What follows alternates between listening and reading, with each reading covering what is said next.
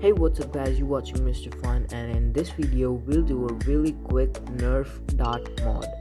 So first we'll take a Nerf bullet and take the head off just like this, and then we'll take a paper binder clip. Let's just quickly open it up like so, and then let's mark 1.5 centimeters here and cut it accordingly.